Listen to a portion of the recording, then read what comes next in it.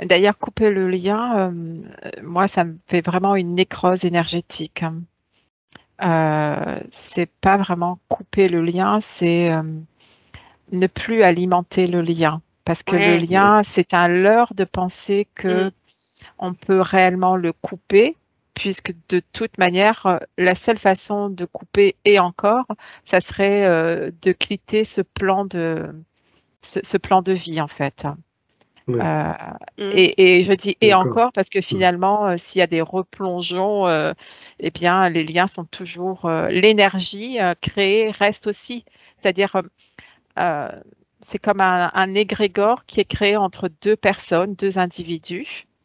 Si on reste sur le stade de la famille, hein, eh bien, c'est nettoyer cet égrégore, c'est sublimer cet égrégore, hein. Euh, et à certains moments, on ne peut pas parce qu'on est à bout de souffle, l'ego prend le dessus chez l'un et chez l'autre. Et guerre d'ego n'a jamais amassé joyau, hein. Mm. Donc, ça fait vraiment, OK, je n'ai plus l'énergie pour te nourrir, toi, dans ta croyance, et je préfère rester peut-être dans ma propre croyance ou dans ma vérité. Et, et voilà, c'est si je coupe, il y a comme une fuite énergétique, à moins que la personne, et je vois très peu d'êtres quand même comparé au nombre total de la population sur Terre, hein, qui sachent comment sublimer ce lien lorsqu'il a été vraiment coupé en fait. Mais le fait que tu dises de ne plus l'alimenter Mm. énergétiquement, ce lien, ça montre cette souveraineté, c'est-à-dire tu n'autorises plus à la personne de prendre ton énergie, Mhm. et toi n'acceptes plus de recevoir des choses qui ne sont pas dans tes croyances, qui ne sont pas Oui, dans mais tes idées de la vie que tu veux mener. c'est pas Mhm. accepter les croyances, c'est parce que sinon, ça voudrait dire aussi que on reste toujours dans nos croyances limitantes. Or, on peut très bien le faire parce que justement, on est de plus en plus, on a de plus lâché prise. Mm. Euh, C'est, je, c'est- on reçoit quand même les informations de l'autre, mais Ouais, ce n'est plus par obligation. mm. d'accord. C'est comme, je reviens sur ce fil perçu au début, Mm. euh, et c'est à un moment donné. C'est comme un sas, hein. Un sas qui vient, si on prend une coupe transversale, hein, il y a un sas qui vient se refermer comme un soleil, mais un soleil, au lieu de jaillir de l'extérieur, il jaillit de l'intérieur, en fait. Mm. Il se referme. Et le gainage de ce fil euh, reçoit toujours les informations de l'autre, comme tu dis, mais il a fermé le sas à ce qui n'était pas compatible avec ce que lui désirait dans son avancée. Euh, et puis, de temps en temps, il vérifie s'il est apte ou pas à réouvrir le sas pour D'accord. aller peut-être nettoyer à nouveau et puis refermer le sas et réouvrir. C'est comme une vanne, comme un robinet en fait, hein, énergétique, hein. Ouais. J'ai eu comme un espèce d'exemple d'une mère et d'un fils Ouais, qui, la maman était toujours dans le tracas. Elle se rendait même malade. Le fils l'aimait, c'était pas là le problème, mais lui aussi avait des choses, par exemple, à régler avec lui-même. Maman a décidé de couper le lien, ce qui a permis à l'enfant de grandir. Et, euh, et maintenant, je vois que la relation est dans le respect mutuel des informations et ça se passe beaucoup mieux. Mais c'est pas pour autant qu'ils se sont pas aimés pendant ce temps. Ouais, Et l'amour est toujours présent, ouais. c'est totalement. C'est ce gainage, comme je revois là, excuse-moi, Julien, Ouais, c'est vas-y. vraiment l'amour est autour et ce qui ne Ah va ouais, pas est au cœur, hein. Et donc, du coup, quand je dis au cœur, pas au cœur physique, mais au cœur ce lien. Et finalement, l'amour peut prendre une dimension importante, comme ce qui ne va pas peut prendre une dimension importante. Le fait de s'éloigner physiquement, énergétiquement, sans contact oral, visuel, eh bien, ça va permettre à cet amour de prendre davantage de place malgré tout. Et en fonction des êtres, ils ne sont pas tous égaux en fonction de ce qu'on a vécu, en fonction de ce qu'on porte comme croyance, etc. Eh bien, ça va être plus facile ou pas à un certain moment de revenir et de nettoyer. Dans le cas que tu as pris, je vois cet enfant qui a grandi justement parce que il a su euh, euh, se nourrir de lui, de sa propre lumière, sans être, entre guillemets, parasité par le non-amour, malgré l'amour maternel. C'est Tu sais, ça va être très cliché ce que je vais dire parce qu'on l'entend depuis des millénaires, mais c'est vrai que l'arme la plus puissante, c'est vraiment l'amour. Mais c'est fou comme ça peut être puissant. et il y a vraiment ce positionnement, en fait, cet ancrage de la personne qui quelque part, retrouve sa souveraineté et redonne, voilà, c'était à son enfant, redonne son pouvoir de création. Et petit à petit, dans ce que tu décrivais, Géliane, on voyait bien ce qu'expliquait Aude Maria là juste avant. Et ben, cet enfant, petit à petit, revient vers les informations et il se construit et il permet la réouverture de ce clapet là, où les informations peuvent à nouveau passer entre deux. C'est Ouais, plus harmonieux. je trouve que c'est un très grand respect. C'est, tu vois, je coupe, enfin je coupe, c'est symbolique, mais c'est je coupe, je te respecte tel que tu es. Ouais. Et c'est vraiment, voilà, ça ne m'impactera plus. Et je te laisse libre. Donc oui, c'est rendre un peu la souveraineté à l'autre. Et ça Ouais, me, c'est magnifique. Et il y a une notion de lumière, c'est-à-dire que malgré toutes les bonnes intentions d'un cœur de mère ou d'un cœur de père, hein, ou d'un cœur tout court, hein, eh bien parfois certains êtres font de l'ombre aux autres. Et, euh, et donc du coup, l'autre ne peut plus pousser ou ne peut plus voir sa propre lumière, hein. Donc s'éloigner, ça lui permet justement de se connecter à sa propre divinité, sa propre étincelle, hein. Il a le choix de le faire ou de ne pas le faire, hein. Mais voilà. C'est un peu comme quand on est chez soi, on travaille, et puis on prend des vacances. Et ben, prendre des vacances et s'éloigner de chez soi, se libérer des tracas normalement, et revenir avec des informations d'ailleurs, de la lumière prise à droite, à gauche, des couleurs variées, hein, qu'il n'y avait plus dans notre environnement.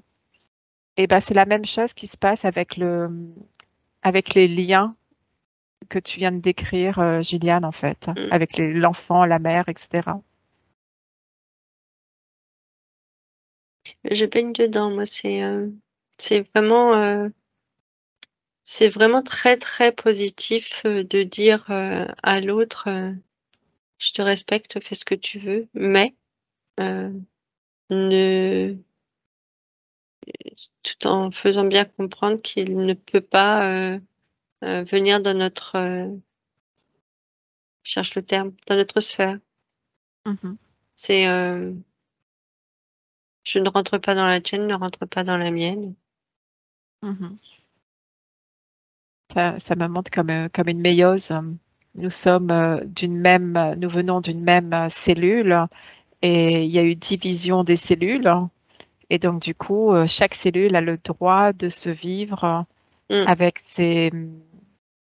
dans ses propres pas, en fait, a le droit de se vivre peut-être, enfin, différemment même aussi. C'est quand tu parlais de la notion de respect. Mm. Et c'est l'attachement aussi et le désir de certains êtres de vouloir que l'enfant soit comme le parent ou mieux que le parent. Il y a un désir de perfectibilité, ça se dit? Ouais, ouais. C'est pas grave, en tout cas, on le De comprend. perfection, oui, ouais. Ouais, voilà.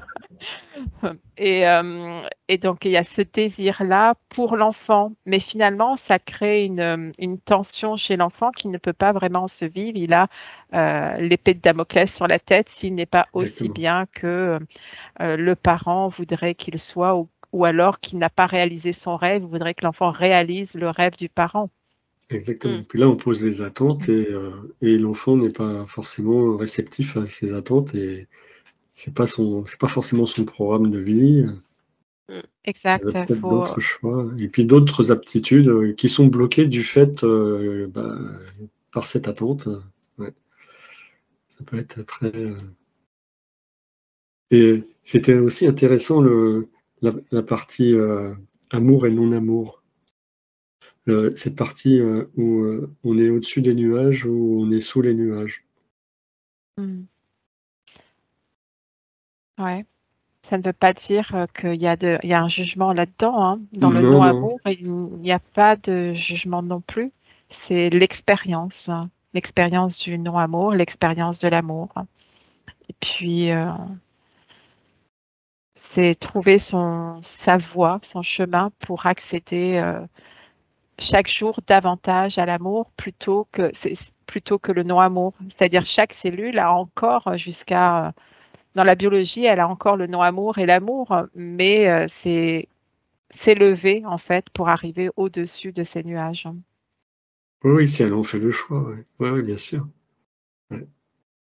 C'est intéressant. Comme tu dis, il y a pas de jugement à porter, même si la personne avec qui on communique n'est pas forcément dans dans cette vibration, dans cet amour ou ce non-amour, même si on ne s'entend pas forcément parfaitement, c'est important qu'elle En fait, garde son libre choix, son libre arbitre. même si on ne s'entend pas, l'amour est toujours présent. Mm. C'est juste, ce que je le perçois là, c'est qu'à un certain moment, il peut y avoir des basculements de fréquentiel. Ça me fait un basculement, finalement, l'amour est en bas, en haut, il va y avoir le non-amour, mais c'est de voir ça et de savoir rebasculer Mm. ou traverser, ça dépend de là où on se trouve, hein. C'est où ça bascule, où on traverse, ça va de haut en bas, c'est. Mm, mm. Bien. Est-ce que vous avez des informations complémentaires concernant ces liens familiaux? Pour ma part, non, parce que je suis restée à admirer tout Mhm. compte fait cette notion de lumière et d'amour. Mm.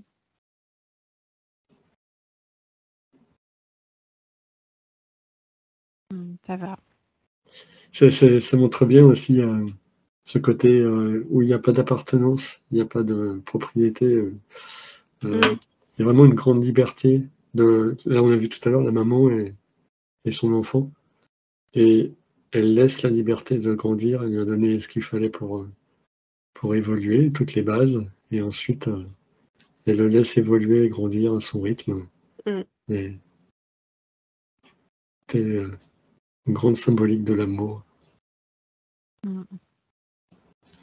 Après, il n'y a pas d'appartenance, mais en même temps, si on s'élève, on voit que c'est qu'une unité. Et cette unité, cette boule, cette sphère où à l'intérieur, si on dézoome, enfin si on zoome, il y a tous ces arbres et puis on rezoome encore, et il y a la famille vivante et dans l'arbre, il y a les énergies des ancêtres.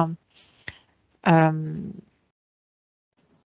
Ce que je veux dire, c'est que cette unité, ça fait des petites tâches un peu partout de choses à libérer au fur et à mesure. C'est comme si Gaïa en même temps aider à cette transmutation d'énergie aussi. Tu parlais de tout à l'heure, Oui, je me souviens plus de ta question, mais il me semble qu'il y avait quelque chose comme ça. Et que finalement, si chaque être conscientise le stade où il en est dans son instant T, là j'ai beaucoup d'amour, là j'ai moins d'amour pour moi et aussi pour l'autre, eh bien ça influe sur l'élévation fréquentielle de Gaïa aussi, quoi. Et ça a et été... Ouais. on a l'impression aussi que, enfin, j'ai l'impression que ça a un rôle dans le fait de lâcher et de libérer. Ça a un rôle dans cette transmission des informations dans l'arbre généalogique. On a l'impression Tout, que ouais, ça tout est harmonise. information. Tout est information. Tout est vibration, tout est fréquence, tout est voilà, c'est le fait de se libérer peut même libérer d'autres. Et c'est ça parce que ça qui est vraiment beau. Vraiment se Mhm. lâcher prise, Mmh.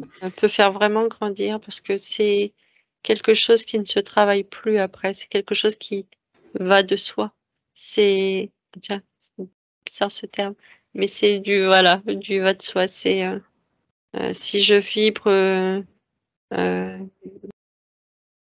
bah, ma souveraineté, c'est je cherchais un autre mot parce que j'aime pas trop celui-là, mais j'en trouve pas. Bah, je permets à l'autre, heu, qu'il ait aussi sa souveraineté. Mhm. Mmh. Et ça me Bien. parle Ouais.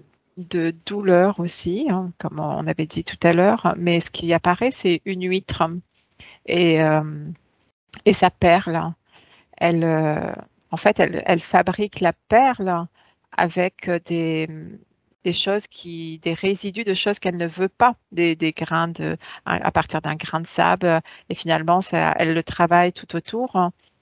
Et c'est comme si toutes ces croyances, à partir d'un moment où elles sont conscientisées, enfin, je parle des croyances, mais tout ce qu'on a vu qui pourrait être désagréable dans des liens familiaux, eh bien, si on les sublime, eh ben, on peut créer cette perle. Mais il y a de la souffrance un peu, comme ce que tu as vu, Gilliane, tout à l'heure, hein. Mmh. Et finalement, le résultat est magnifique. C'est plutôt cet aspect de perle que je vois pour tout le monde, que chacun est porteur d'une perle, hein, et certains vont la faire grandir d'une certaine façon et d'autres, elle va rester toute petite, mais chacun a une perle en fait, hein. Mmh. C'est comme un message d'espoir. Qu'est-ce que je cultive? Si je cultive l'amour, eh bien, je vais pouvoir libérer tous les miasmes et ma perle va grandir. Mmh. Ah, c'est beau, ce que tu viens de décrire. En plus, on a parlé de filtrer, enfin de cette, vanne, cette, valve qui filtrait, l'énergie quelque part, entre le lien. Est-ce que ça je prends? Est-ce que je prends pas? Est-ce que je peux ouvrir ou est-ce que je peux pas ouvrir? Et là, ça reflétait vraiment le travail de l'huître qui filtre et le travail de cette perle, si avec tous les résidus qu'elle peut avoir, elle crée quelque chose de magnifique et elle en fait une perle qui grossit de plus en plus. C'est magnifique, c'est splendide. Beau, belle Mmh. Ouais. image. Et il y a aussi, tu vois, ce qui vient, c'est, on parle de liens familiaux, mais finalement, quand on entre en interaction avec un être qui est à la base est probablement inconnu au niveau physique, mais qui peut être connu sur le plan de l'âme, quand on crée un couple, euh, il y a, c'est comme si ce couple était créé pour nettoyer des choses aussi, pour créer une perle entre eux. Je ne parle pas d'enfanter un autre humain sur la partie physique, mais d'enfanter l'amour, justement. On peut enfanter l'amour, on peut enfanter une perle lorsque deux êtres se mettent ensemble. Et s'ils se séparent, pour diverses raisons, parfois euh, ils sont déchirés l'un et l'autre. Ça ne veut pas dire que l'amour n'est pas présent, ça veut dire qu'il n'y a plus de construction pour la perle et qu'elle est déjà complète en fait. quoi qu'il en soit, elle est déjà aboutie. Et maintenant, il faudrait peut-être passer ou à l'amour de soi pendant un certain temps, ou enfin, et puis à l'amour d'un autre être et refusionner en fait. Et je ne parle pas de fusion au niveau sexualité forcément, même si ça a un impact conséquent, ça me montre, dans la création de la perle. Ouais. C'est- Et en fait, je vois toutes ces perles partout. Et ces perles, ce sont ces bulles d'information qui peuvent venir magnifier justement l'énergie de euh, l'énergie que Gaïa porte, mais aussi l'énergie entre les liens. Si je suis en osmose, en couple avec quelqu'un, eh bien, ma fréquence monte et je peux davantage être en osmose avec les autres, que ce soit famille ou moins famille. Alors c'est intéressant parce que ce que tu expliques, c'est que tu es en osmose avec quelqu'un, mais ça peut durer un certain temps. Pour ça, on se dit l'amour pour la vie, mais est-ce que justement, ça n'a pas juste une certaine durée, ça peut être une phase, et pendant laquelle cette perle va être construite. Et peut-être qu'à un moment donné, ben, il y a autorisation ou il y a possibilité d'évoluer autrement et que chacun se sépare, enfin que ce couple se sépare pour reconstruire autre chose dans leur évolution qui leur est propre. Oui, en fait, tout est possible. Mais ce que je perçois quand il y a une séparation, c'est qu'il n'y a plus de sécrétion, ou en tout cas, il y a des sécrétions non adéquates entre les deux, mais que ces sécrétions ne sont plus des sécrétions d'amour qui peuvent créer la perle. Euh, ou, comment dire, on a vu au début que ces sécrétions permettaient de sublimer, tout ce qui est mal permet de sublimer et de devenir une perle. Mais là, il n'y a plus de désir non plus, en fait. Il n'y a plus l'énergie, les désirs, l'énergie, il n'y a plus rien, il n'y a D'accord. plus de jus, en fait, pour créer une perle, en fait. Donc là, il est temps de changer et puis de recommencer, enfin, ou de vivre autrement, autre chose. Oui, c'est pas un Notre mal. expérience, Oui. c'est Mm. plutôt ça. C'est plus créatif. Voilà. Il n'y a plus cet échange d'informations puisqu'ils sont arrivés, on va dire, à saturation et ils ont Seuil, oui. besoin d'aller chercher de l'information ailleurs. D'accord. Donc, de ce fait, il y a séparation. Et le fait que certains ne se séparent pas, qui vivent toute une vie ensemble, par exemple, eh ben, ça dépend justement de ce qui a transmuté. Mm. C'est la notion de temps. On pourrait dire que on pourrait juger ceux qui se séparent, qui se mettent avec quelqu'un d'autre, etc., en disant bah, t'as pas tenu ton couple, Oui, c'est ton troisième mariage, tu vois. Mais en réalité, non, c'est simplement c'est le réservoir est épuisé pour créer autre chose. Alors à quoi bon s'obstiner? Mm. Et voilà, et il y a des personnes qui ont l'opportunité ils sont comme aimantés, ils peuvent enfin faire rejaillir leur feu, faire revivre l'étincelle divine par leurs deux intermédiaires aussi.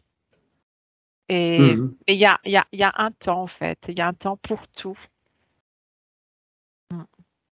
Donc là aussi, hein, c'est important de se reconnaître dans ce couple, de ressentir s'il y a toujours ce travail, s'il y a toujours cette... Vu comment tu le dis, j'ai l'impression qu'il doit faire attention justement à ça, alors que non.